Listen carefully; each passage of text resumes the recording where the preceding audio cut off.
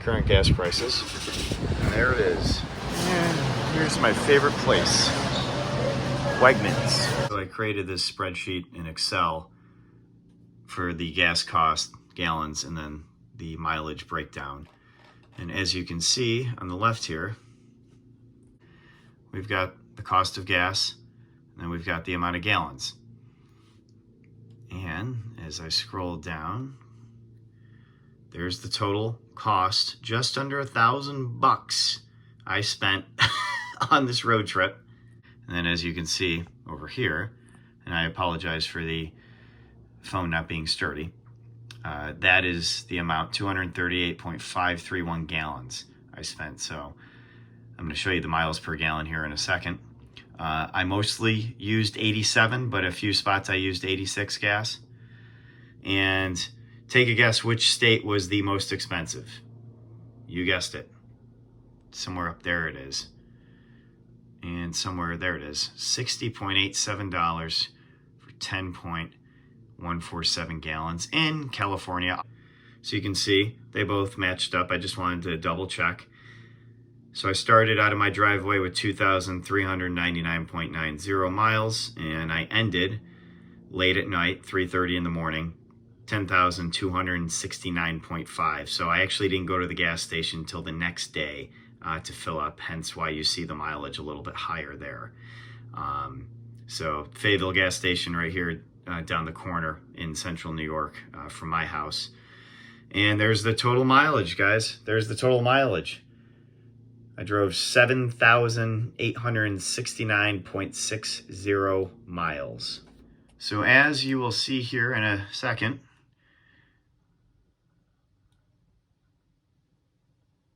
"31 times I filled up from New York all the way to California and back.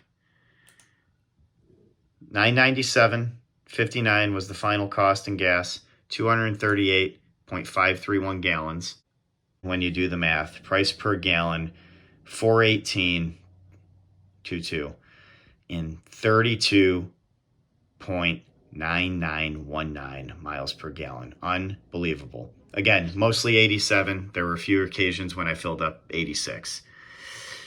And if my math serves me correct, this is the accurate miles per gallon. Please, if I screwed up, let me know down in the comments. But I am pretty confident that this is the accurate number. So 32.9919 miles per gallon. Unbelievable. From New York to California and back. So I have a few notes here that I spent some time just brainstorming and really thinking about the road trip as a whole. So this part, if you don't want to watch this part, that's fine. I appreciate you staying through the video up to this point. But this is going to basically go over trends that I recognized on the road, right? So certain things involving the Maverick, but most of this is going to be related to our country. Okay, so some trends. This was basically, these were basically things I noticed in most every state that I drove through or stayed over, spent a few nights or even in some cases a week or a little over a week, specifically in Texas and Arizona. I spent over a week in each of those states. So number one, it's not going to shock you, homelessness, right?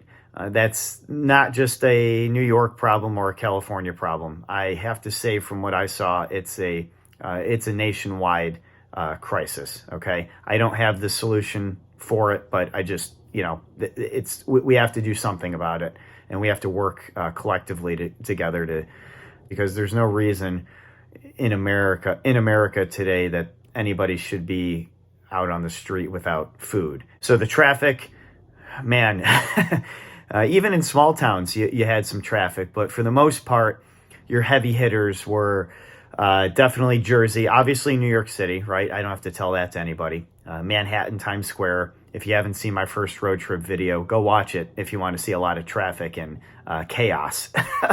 But yeah, definitely New York, Jersey, I-95, right? So you got your Baltimore, Maryland, Virginia areas, near Washington, D.C., major traffic. And I actually, looking back, I probably should not have gone down the route I took on a Friday evening, meaning I-95, going through Virginia, hitting the DC traffic. That was not fun. Anyways, can't go back. And then, of course, Atlanta traffic was not particularly enjoyable. Texas wasn't too bad. Dallas, the closer I got to Dallas, obviously, the traffic got worse. But Pflugerville, as a whole, and some of you might live in Pflugerville, Texas, in my opinion, it wasn't as clustered as other spots that I saw around the country. So it was manageable. I'll say that. It was more than I'm used to here in the Syracuse, New York area, but it was manageable at least. And then you've got, Arizona towards Phoenix. So the trend here is the closer you are to a big city, the more traffic you have. You all knew that, right? But I would say California traffic was insane. You had the 8-lane highways, and it was just nuts. I mean, it didn't really throw me off because I used to live in California for a couple of years. So I kind of knew what I was getting myself into when I drove out there this time for my buddy's wedding. But yeah, traffic was a trend, to sum it all up. I realized that any aspirations of living in a city that I once had, those are out the window. I do not care to live in a large city anymore. I used to want to live in New York City for a little bit, and after dealing with the traffic and just the amount of people, even if I lived in New York without a car, I think just the amount of the cluster, the density of people and things going on, noises here, there, everywhere, it's just not for me. Some people like it. They like that environment, just not for me. I'm fine in my small house here in central New York where I barely have any traffic, where the grocery store literally takes me only a few minutes to get there. So I'll take that for now. And I've mentioned this in pretty much every video. The American flag in every small town in every large city was prevalent, which was I thought that was cool. Yeah, most people were friendly in small towns and big cities. I mean, that's just the truth. Everybody I met. So I was fortunate on this trip. I did not come close to dealing with any crazy people. We'll say that. Gas prices were high in every state, as you might imagine. I already showed you that the highest I paid was in California. Shocker, right? And this was probably the worst time to go on a road trip in modern day history due to the high gas prices. But you know what? I did it anyways, and I'm happy I did it. I'm happy I got to spend time with my family and friends and got to see this beautiful country and all of the views that it has to offer. So no regrets there, even though I spent just shy of $1,000 on gas. Oh yeah, churches down south and out west, literally, I don't know if any of you go to church or whatever. That's fine. I just wanted to give you a perspective, and I did film a couple of short segments in some of my videos of these churches. But man, Atlanta, Texas, woo! You guys know how to put on a good service. It was like going into a rock concert. That's pretty cool. A lot of nice people too. Saw a lot of signs marketing local politicians, as you might imagine, right? So I don't know about you guys. Whenever I see a political commercial or a political sign outside saying vote for so-and-so, or even a billboard, I have never personally, I mean, you might be different, but I've never once jumped out of my seat and said, okay, because that person has a good sign or commercial, or billboard, I'm going to go vote for them. Nah, I'd much prefer to get to know the person. And if I can't get to know them personally, maybe they have a social media account. And as much as I'm not a huge fan of social media, I would like to get to know the real person who is running, maybe see them out in my community, helping out, different efforts in the community, or just attending different things, whatever. Like a commercial and a sign is not going to sway me to vote for you. That's just my opinion. It's like watching commercials during your favorite TV show.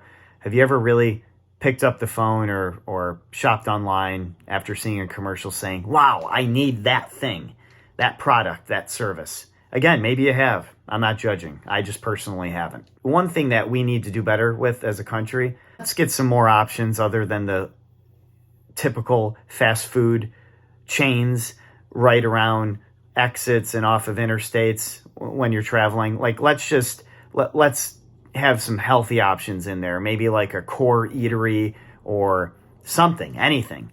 I could literally feel myself getting unhealthy when the only options were unhealthy food along the road. So yeah, we need to fix that issue ASAP. Just offer more healthy food options. And also gas stations. Come on, guys. You got to do a better job at offering more than just microwave pizza and hot dogs. Like, let's go. Let's step up our game here as a society and let's just offer better options for our own health. Like, come on. I have nothing against pizza. I love pizza, but you get the point.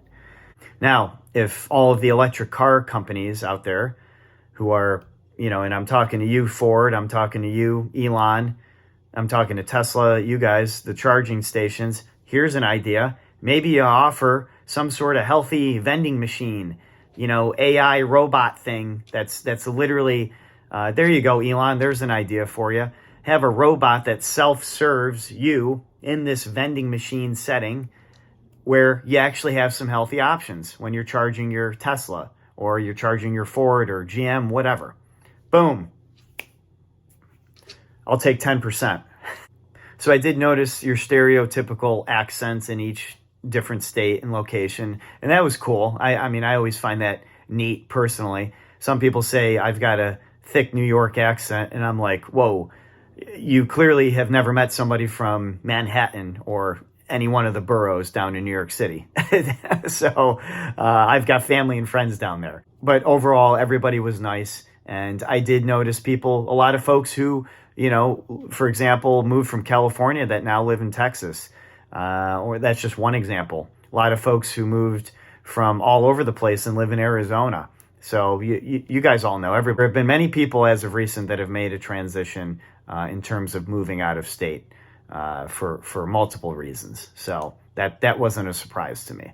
Another thing that might not catch you by surprise, people seemed happier and more fit, meaning just exercising, more biking, hiking, running, that sort of thing, just out and about in the states that were sunnier. California, Arizona, Texas. Go figure, right? That's not a shocker at all. But people did seem like they were happier. They just did. Maybe they're not, but the more you exercise and the better you eat, generally you're going to feel better about yourself. It's not the end all be all, but you get the point. And I know personally, whenever I wake up here to the sunshine in central New York, even if it's like 45 or 50 degrees, man, I'm happier. I got a wide smile. Yeah, so the true makeup of this country, I felt after taking this road trip, the folks that really, how do I say this?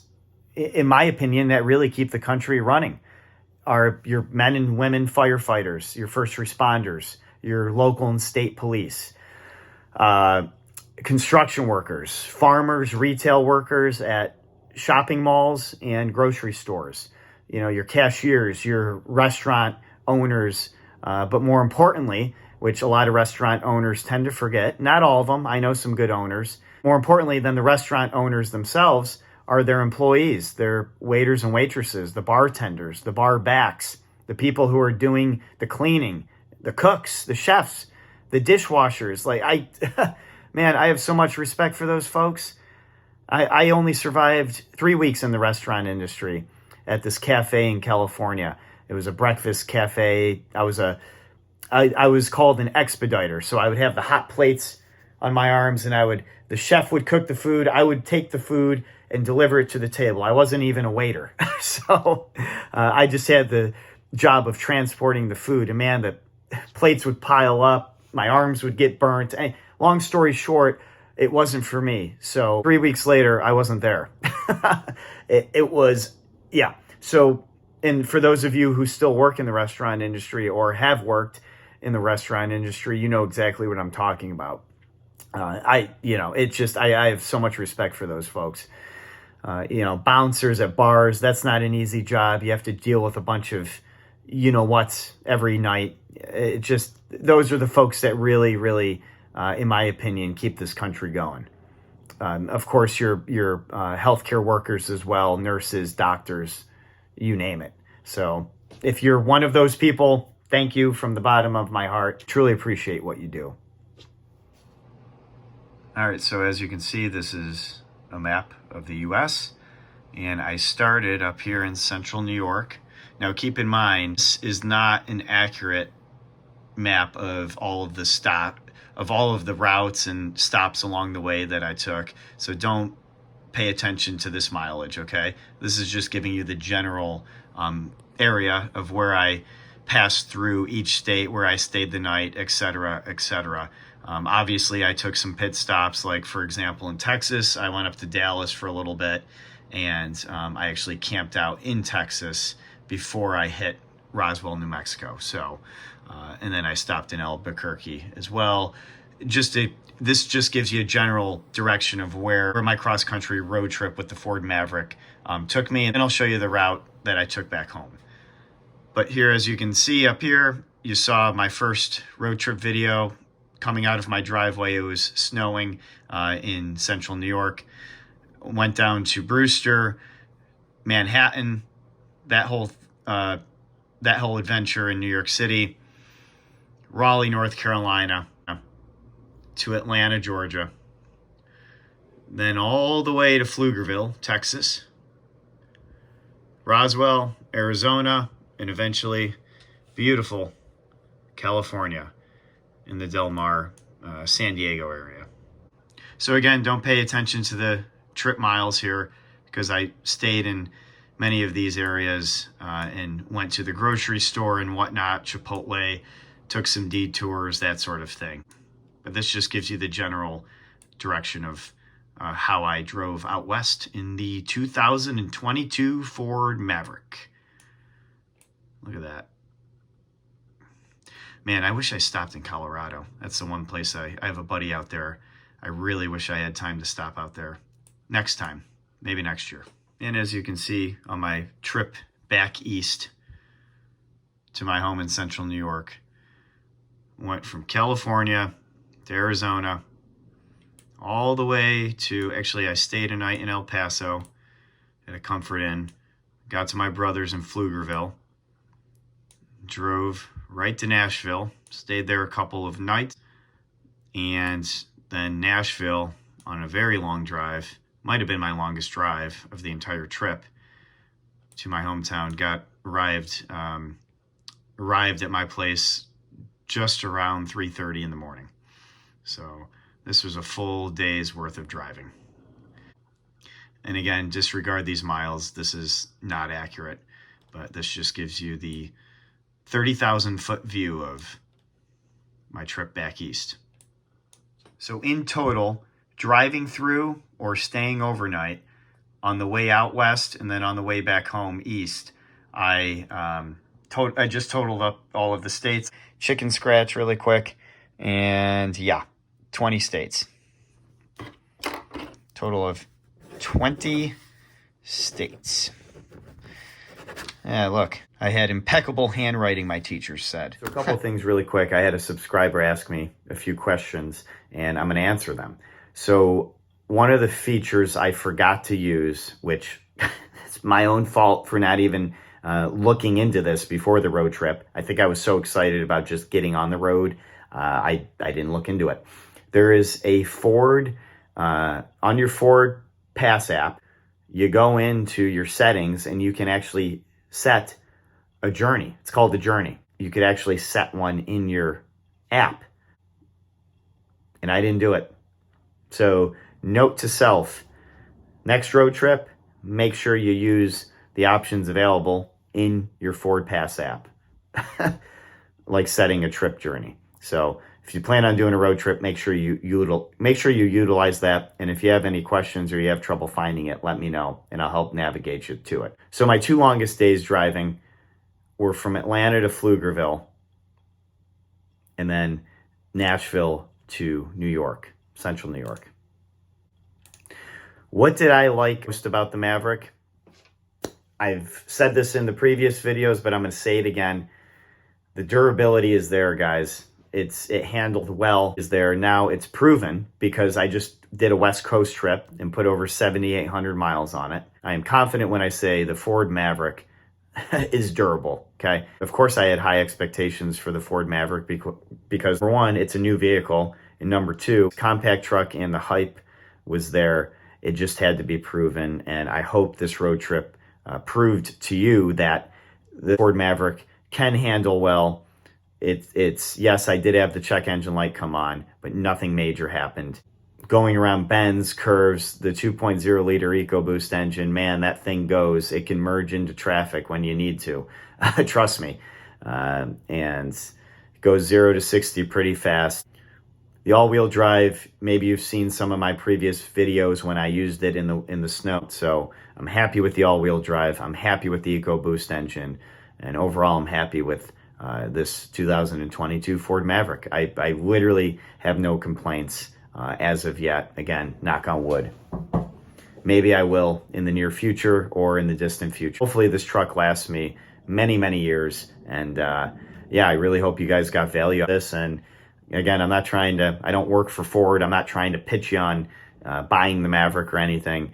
I just hope you got some value out of seeing the Maverick perform over the course of my videos. And obviously, I hope you enjoyed the content in each different location that I stopped and stayed at and drove through. And I got honked at more in New York City with New York plates than I did in any other state or area around the country. So that just shows you how crazy, that just shows you how wild New York City is. Some of you may have seen my last video coming from Nashville to New York, my home. And I believe I was in Kentucky. Yeah, I think I was in Kentucky when the check engine light came on. And what it was the Powertrain. So I got a notification from Ford on my Ford Pass app that, that's where it tells you the oil life, tire pressure, all that good stuff. How many miles you go until you run out of gas, among other things, your Ford points, all of that. But so it said the Powertrain, and I go, okay, so I'm not a car person. I think most of you already knew that. But the Powertrain refers to critical components. I'm just literally reading from Google. Refers to critical components that produce the power of a car and deliver it to the wheels. These parts include the engine, transmission, differential, axle, shafts, and depending on whether a car is front wheel, rear wheel, or all-wheel drive in my case for the XL Ford Maverick, the transaxle, drive shaft, and transfer case. So basically, and some of you might already know this, depending on your vehicle type, I guess it can cost anywhere between $60 and $2,500, according to Google. And some of the symptoms of a malfunctioning powertrain include overheating, unusual handling, shaking, vibrating, whining, and growling noises. So, knock on wood.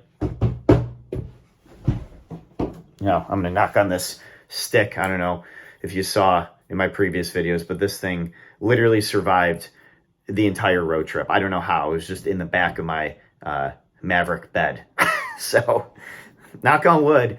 I did not hear any growling noises. I did not feel any shaking, vibrating, whining noises. The Maverick overall handled great. It probably, if I had to guess, it probably had to do with overheating because the check engine light is off now.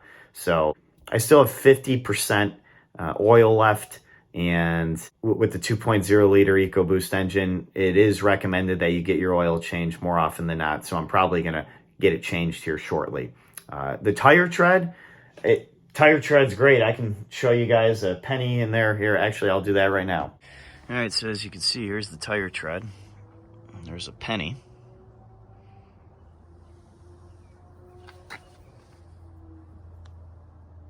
I don't know if I'm doing this right, but you get the point.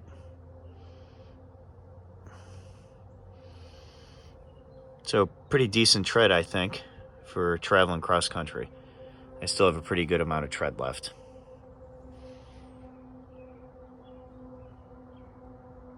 Give you a better angle. And again, these are Pro Contact TX, made by Continental. These are the type of tires. And you can see I have the basic hubcaps on.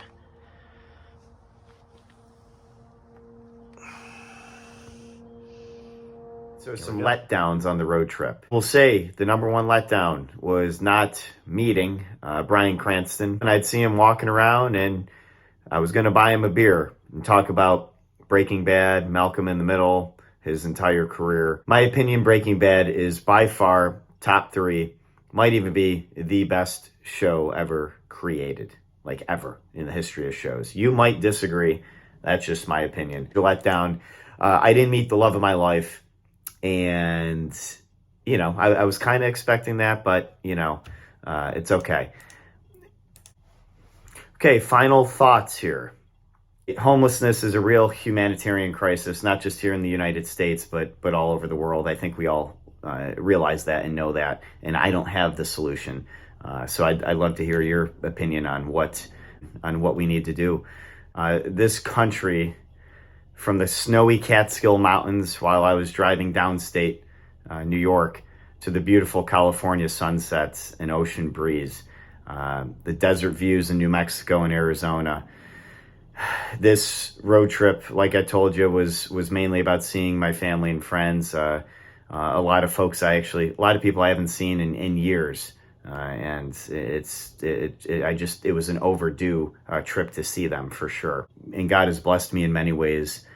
One of the ways he has blessed me in tremendous abundance has been with great people in my life, family and friends, close and distant. There were some people I haven't seen in 8 to 10 years that I just saw on this road trip, and we reconnected like we saw each other yesterday.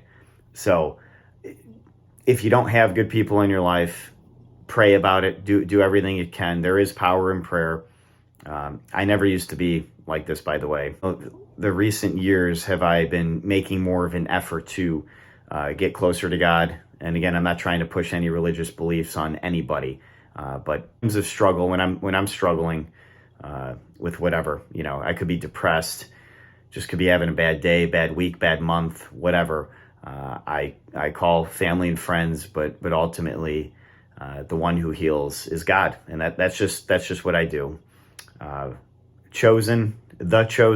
I'm not a promoter for the show, but if you want to watch a really good show about the life of Jesus Christ, talk about a good show. I was just talking about Breaking Bad. The Chosen is a pretty solid series. You're going to get hooked for sure. So this beautiful country, it's God's country. If you've been watching my videos, you've heard me say it multiple times. This is God's country, and that's what I believe. We've got to, we all have to do a better job at protecting it, whatever that looks like. Men and women in uniform who have served, so our veterans and our current service members, I applaud you for your courageous efforts, and I just want to say thank you, because again, without you folks, this country could not run. It would not be protected as well as it's protected, and I just applaud you for continuing to. And I know a lot of you have families, and you're serving as we speak. Wow, I just want to say thanks, and you are part of what makes this country run. Without you, the country doesn't run. Just like how I said before with, the other folks who I think are the epitome of what makes up America. Without all of you, the country doesn't run well. The country doesn't run. We don't have a country, in my opinion. So God bless you. God bless this country. Wow, I kind of sound like I'm doing a political speech. I don't even like politics, and here I am. So if you're still with me, if you're still watching, thank you for staying. Like and subscribe, by the way, if you want to see more outdoor content and road trips, weekend camping, truck camping, that sort of thing. I'd appreciate it. And then, yeah, I'll just leave on this. Final summary, I had many political conversations with family and friends and even random people on the road. And there were two things that were in common, that we had in common, or two things that I found were consistent. Number one, we were able to agree on some things and disagree on others. And we were able to do it in a manner that was not overwhelming. And it was calm, it was collective, nobody was screaming on the other end. And we actually took the time to listen to each other. I could tell you some funny stories with my uncle, with some other friends and family, but I'm not going to bore you. And again, we took the time to listen to one another without cutting each other off mid-conversation. So there's that. Number two, at the end of the day, everyone I spoke with, random people or my family and friends, the one thing we all had in common was that we want the best for the country. And doesn't mean that we're all going to agree on everything, but that was a certainty. Everyone wanted the best for the country. So I'm going to leave you with this. I promise I'm wrapping this up in the next 40 seconds. If we put God first, I typed this out right here, so I'm just reading it verbatim. If we put God first and are able to have conversations around topics that require immediate attention, without wasting energy on making fun of the other side, I believe we will be successful as a country. And I truly mean that because I typed it up. The fact that we can disagree but respect each other's opinions is what makes this country great. Thank you for watching. I really, truly appreciate everybody who stayed with my road trip and watched the journey along the way. I really hope I inspired you to start thinking about maybe taking a road trip with your family or maybe doing a solo trip like I did. I hope you have really good friends and family to visit along the way. And if you don't, just enjoy God's country and be thankful that you live in a beautiful country. And by the way, if you don't live in the United States, hopefully I've inspired you to come visit or just get outside in your local area, wherever you live. So God bless. Enjoy your family and friends. Take everything in. Take every moment in. This life is too short. I hope all of my subscribers, even if you're not subscribed and you hate my videos, that's fine. I wish nothing but the best for you, and I want God to be in your life and move for you. You know, He can move mountains. We can't do it on our own. He can do it. That's all I got. Thank you for watching again. I really appreciate every single one of you for tagging along on this journey. And there's a lot more outdoor content coming shortly with the Ford Maverick, truck camping, hiking, that sort of thing. So stay tuned. Thanks for watching, guys.